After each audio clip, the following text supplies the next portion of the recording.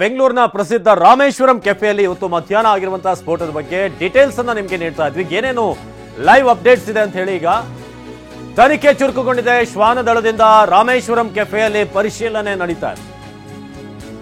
Bomb ಪತ್ತೆ ಮತ್ತು ನಿಷ್ಕ್ರಿಯ ದಳ ಬಾಂಬ್ ನಿಷ್ಕ್ರಿಯ ದಳ ಅಲ್ಲಿ ಭೇಟಿ ನೀಡಿರೋದು.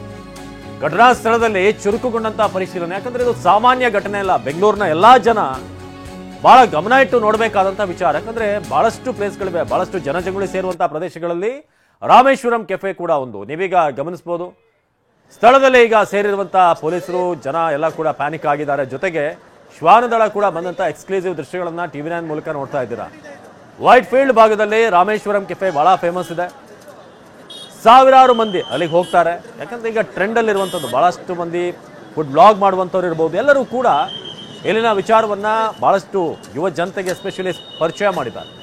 ಏನೋ ಸುತ್ತಮುತ್ತ ಇರುವಂತಹ ITBT ಎಂಪ್ಲಾಯೀಸ್ ಎಲ್ಲರೂ ಕೂಡ ಮಧ್ಯಾಹ್ನದ ಹೊತ್ತಿಗೆ ಇಲ್ಲಿಗೆ ಬರುವಂಥದ್ದು. ಅಂತಹ ಸಂದರ್ಭದಲ್ಲಿ ಮಧ್ಯಾಹ್ನ 1ರಿಂದ 1:30 ಒಳಗೆ ಒಂದು ದೊಡ್ಡ ಬ್ಲಾಸ್ಟ್ ಆಗಿದೆ.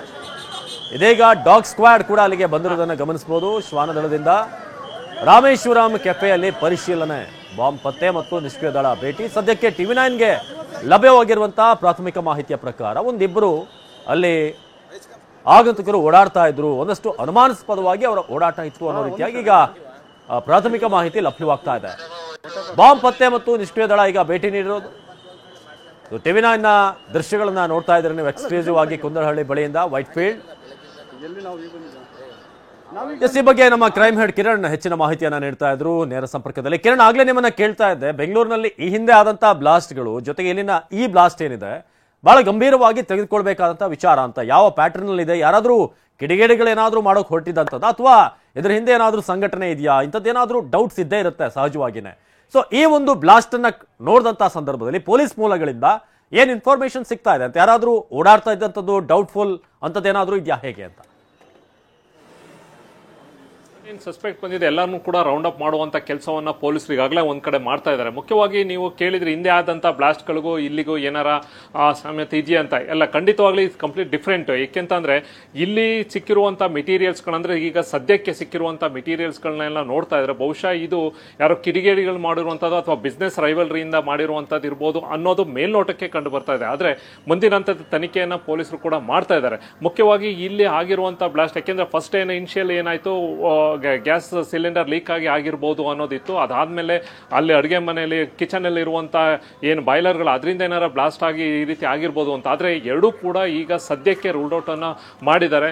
ಯಾಕೆಂತಂದ್ರೆ ಅದರಿಂದ ಶಾರ್ಟ್ ಸರ್ಕ್ಯೂಟ್ ಇಂದ ಇರ್ಬೋದು ಅಥವಾ ಯಾವುದೇ ರೀತಿ ಆಗಿಲ್ಲ. ಇದು ಹೊರಗಡೆಯಿಂದ ವಸ್ತುವನ್ನ ತಗೊಬಂದು ಒಳಗಡೆ ಅಂದ್ರೆ ಎಲ್ಲಿ ಸರ್ವಿಸ್ ಮಾಡ್ತಾರೆ, ಎಲ್ಲಿ ಆ ಒಂದು ಲಂಚ್ ಊಟ ತಿಂಡಿ ಇರ್ಬೋದು ಆ ಒಂದು ಸ್ಪಾಟ್ ಅಲ್ಲಿ ಸರ್ವಿಸ್ ಆ ಒಂದು ಸ್ಥಳದಲ್ಲಿ ಈ ಒಂದು ಬ್ಲಾಸ್ಟ್ ಆಗಿರುವಂತದ್ದು. ಹಾಗಾಗಿ ಇಂಟೆನ್ಷನಲಿ ಯಾರೋ ಅದನ್ನ ಕ್ಯಾರಿ ಮಾಡಿಕೊಂಡು ಅಲ್ಲಿ ಬ್ಲಾಸ್ಟ್ ಆಗಿರ್ಬೋದು ಅಂತ ಮೇಲ್ನೋಟಕ್ಕೆ ಕಂಡು ಬರ್ತಾ ಇದೆ. ಆದರೆ ಯಾವ ವಸ್ತು ಏನಕ್ಕೆ, ಯಾಕೆಂದ್ರೆ ದೊಡ್ಡ ಮಟ್ಟದ ಸೌಂಡು ಜೊತೆಗೆ ಈ ಒಂದು ಆಗಿರುವಂತ ಅಲ್ಲಿ ಕಂಪ್ಲೀಟ್ ಆಗಿ ಅಂದ್ರೆ ಏನ್ ಸರ್ವಿಸ್ ಕೌಂಟರ್ ಇರ್ಬೋದು, ಅಲ್ಲಿಗೆ ಏನ್ ಕುತ್ಕೊಂಡು ತಿನ್ನುವಂತದ್ದು ಇರ್ಬೋದು, ನಿಂತ್ಕೊಂಡು ಅಲ್ಲಿ ಆ ಜಾಗದ ಕಂಪ್ಲೀಟ್ ಆಗಿ ಒಂದು ಸುಟ್ಟೋಗಿದೆ. ಹಾಗಾಗಿ ಆ ಒಂದು ಸ್ಫೋಟಕ್ಕೆ ಈಗ ಸಂಬಂಧಪಟ್ಟಂತೆ ಇದು ಏನು ಇದು ಮುಖ್ಯವಾಗಿ ಮೇಲ್ನೋಟಕ್ಕೆ ಯಾವ ಕಾರಣಕ್ಕೋಸ್ಕರ ರಿಕವರ್ ಆಗಿರುವಂತದ್ದನ್ನು ಪೊಲೀಸರು ಈಗಾಗಲೇ ತನಿಖೆ ಮಾಡ್ತಾ ಇದ್ದಾರೆ. ಅವಿನಾಶ್, ಇನ್ನೂ ಕೂಡ ಸಾಕಷ್ಟು ಟೈಮ್ ಬೇಕಾಗುತ್ತೆ. ಯಾಕೆಂತಂದ್ರೆ ಒಳಗಡೆ ಯಾಕೆಂದ್ರೆ ಕಂಪ್ಲೀಟ್ ಆಗಿ CCTV ನೋಡ್ಬೇಕಾಗುತ್ತೆ, ಯಾರು ಯಾವ ಟೈಮಲ್ಲಿ ಬಂದ್ರು ಅನ್ನೋದಕ್ಕೆ ಮಾನಿಟರ್ ಮಾಡಬೇಕಾಗುತ್ತೆ.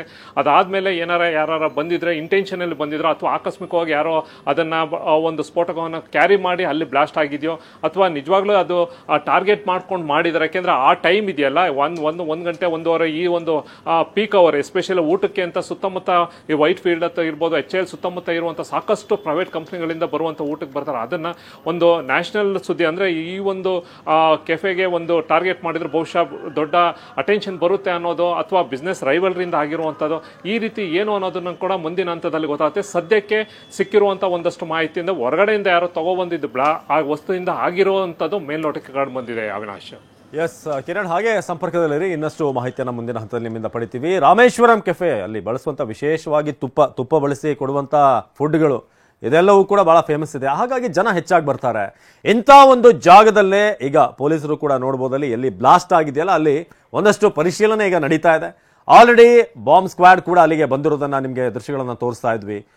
ಬ್ಲಾಸ್ಟ್ ಆದಂತ ಏರಿಯಾದಲ್ಲಿ ಈಗ ಇಂಚಿಂಚು ಪರಿಶೀಲನೆ ನಡೆಸಲಾಗ್ತಾ ಇದೆ. ರಾಮೇಶ್ವರಂ ಕೆಫೆಯಿಂದ ನೇರ ದೃಶ್ಯಗಳನ್ನ ಟಿವಿ9 ಮೂಲಕ ನೀವು ಗಮನಿಸ್ತಾ ಇದ್ದೀರಾ.